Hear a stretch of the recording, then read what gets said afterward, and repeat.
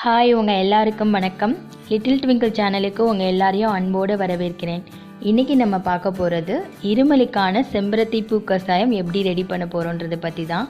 அதுக்கு முன்னாடி நீங்கள் இன்னும் நம்ம சேனலை சப்ஸ்கிரைப் பண்ணலைன்னா சப்ஸ்கிரைப் பண்ணிவிடுங்க. கூடவே பக்கத்தில் இருக்க பெல் ஐக்கானையும் கிளிக் பண்ணிக்கோங்க. அப்போ தான் நான் போடுற அடுத்தடுத்த வீடியோ உங்களுக்கு நோட்டிஃபிகேஷனில் வந்து சேரும்.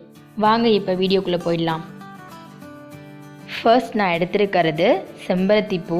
செம்பருத்தி பூவில் நிறைய வகைகள் இருக்குது. சிவப்பு செம்பருத்தி பூவை தான் மருத்துவத்துக்கு பயன்படுத்துகிறாங்க. இந்த சிவப்பு செம்பருத்தி பூவில் நிறைய மருத்துவ பயன்கள் இருக்குது. இதை டெய்லி நம்ம பச்சையாகவே சாப்பிடலாம். அப்படி இல்லைன்னா இதை நம்ம பொடி செஞ்சு கூட பாலில் கலந்து காலையிலையும் சாயந்தரமும் நம்ம இதை குடிச்சிட்டு வந்தோம் அப்படின்னா இதய பலவீனமாக வரக்கூடிய எல்லா நோய்களுமே சரியாயிடுது. அடுத்து ஆடாதோட இலை எடுத்திருக்கேன். ஆடாதோட இலையை நம்ம யூஸ் பண்ணுறதுனால நம்ம நெஞ்சு சளி சரி பண்ணுறதுல ரொம்ப முக்கிய பங்கு வகிக்குது. இது ரெண்டையும் சேர்த்து நம்ம இடித்து ஒரு கஷாயமாக ரெடி பண்ணி நம்ம குடிக்கும் போது நம்மளுக்கு இருமல், வறட்டு இருமல் இது எல்லாமே சரியாயிடுங்க. அது எப்படி பண்ணுறதுன்னு பார்க்கலாம். இப்போது இதுக்கு நான் ஒரு 15 செம்பருத்தி இதழ் நம்மளுக்கு தேவை. அதை நான் எடுத்துக்கிறேன். ஒரு 3 செம்பருத்தி பூ எடுத்துக்கிட்டால் கூட கரெக்டாக தான் இருக்கும். நம்மளுக்கு செம்பருத்தி பூவோட இதழ்கள் மட்டும்தான் தேவை. ஸோ நம்ம காம்பையும் மகரந்தத்தையும் நம்ம யூஸ் பண்ண வேண்டாம்.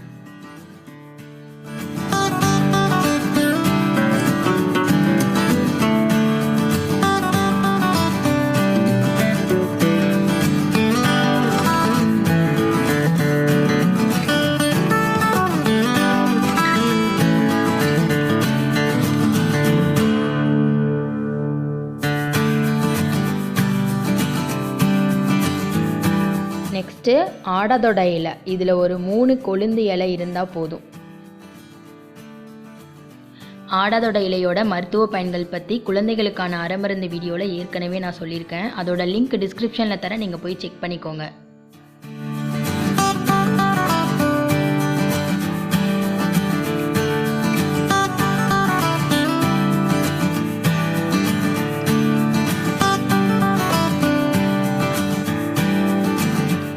இப்போ இதை நல்லா இடிச்சுக்கலாம்.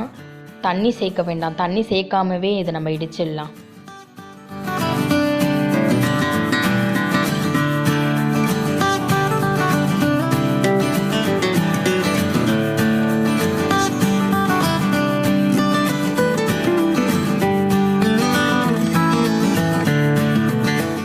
இப்போ இது நம்ம தண்ணி சேர்க்காம இடித்து எடுத்தாச்சு. இந்த அளவு இருந்தால் போதும். இப்போ நம்ம இதை கஷாயமாக ரெடி பண்ணிடலாம்.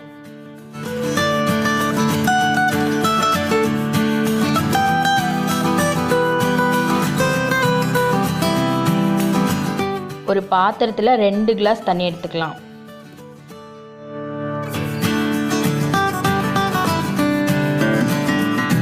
இப்போ இடித்து வச்சிருக்க செம்பருத்தி பூவையும் ஆடாதோட இலையும் இதில் சேர்த்துடலாம்.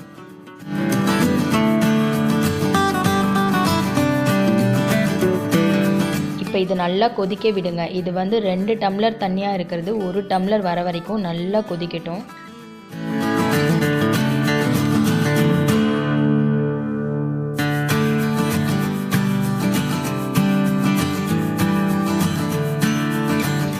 இப்போ இது தேவையான அளவு கொதிச்சிடுச்சு. இதை வேறு ஒரு டம்ளரில் வடிகட்டி எடுத்துடலாம்.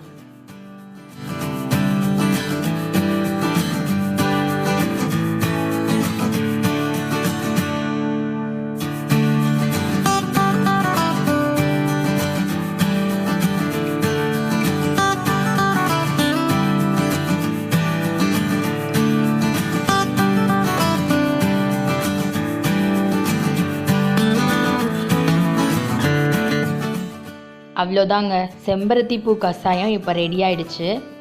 இதில் 1 டேபிள் ஸ்பூன் நம்ம தேன் சேர்த்து குடிச்சிடலாம்.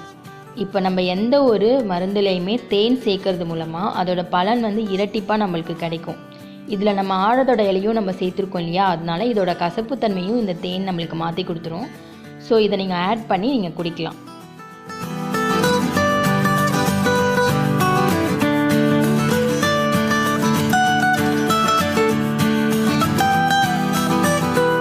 இந்த மாதிரி இயற்கையான முறையில் ஒரு செம்பருத்தி பூ கஷாயம் வச்சு நம்ம குடிக்கிறதுனால நம்மளுக்கு இருக்கிற இருமல், வறட்டு இருமல் இது எல்லாமே சரியாயிடும். இயற்கையான முறையில் நம்ம இது செய்யறதுனால இதில் எந்த ஒரு சைடு எஃபெக்ட்டும் நம்மளுக்கு இருக்காது. இதே மாதிரி நீங்களும் உங்கள் வீட்டில் ட்ரை பண்ணி பார்த்துட்டு எப்படி இருந்துச்சுன்னு எனக்கு கமெண்ட் செக்ஷனில் கமெண்ட் பண்ணுங்கள். இந்த வீடியோ உங்களுக்கு பிடிச்சிருந்தா லைக் பண்ணுங்கள், உங்கள் ஃப்ரெண்ட்ஸுக்கு எல்லாருக்கும் ஷேர் பண்ணுங்கள். மறக்காமல் நம்ம சேனலை சப்ஸ்கிரைப் பண்ணுங்கள். இதே மாதிரி அடுத்த வீடியோவில் உங்களை சந்திக்கிறேன். நன்றி.